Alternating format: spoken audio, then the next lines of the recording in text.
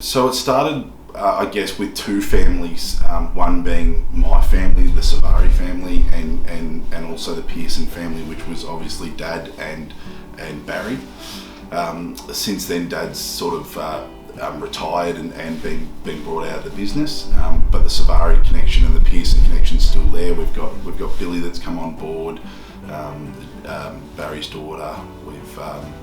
My wife's done some work here before and helps out. Proud of them most, honestly, would have to be just the growth and the size and turning up every day. I remember in the early days turning up and to here, and we didn't even really have uniforms. I just went and purchased some shirts from a normal shop, and I'd turn up here and it would just be me, Dad, and Belinda. And so I guess the proudest thing is now turning up and having, different departments. We got people in a training organisation, we got people that look after operations and recruitment, we've got a social media and marketing division. All the things that I remember the most about coming on this journey would have been when we rebranded and went to a new logo.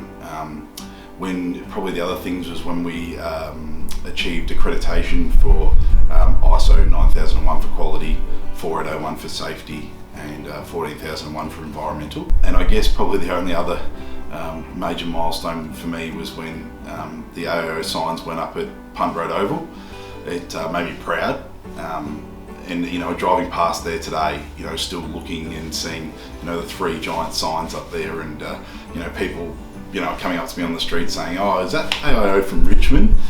And yeah, it is, yeah. Well, the one thing that I think makes us stand out is that we don't just offer a labour hire service, which is, as much as that's our bread and butter and the thing that I loved and the reason I stayed in the industry. But we also offer recruitment. We've got an engineering workshop. We can offer those sorts of things. We're not too far away on signing off on an RTO, but we already offer training services and those sorts of things. So I think it's the idea for me and the vision I had, and it's all starting to come together, is that, and also Barry's vision was to have different business models that complemented each other. So when clients come to us, it's about offering that all-in-one package. Pardon the pun, but it's that thing that we can provide a whole range of services, and whether people just use one of the divisions or they use all three or four of them, the service is there for what they want. Look, the next 5 years I think is going to be a really big transition. The challenge is there, the opportunities there, the work's there. We've all got the drive to do it. However you want to look at it, the foundation's set and done. And look, we've spent a lot of money and a lot of infrastructure to get it to this path.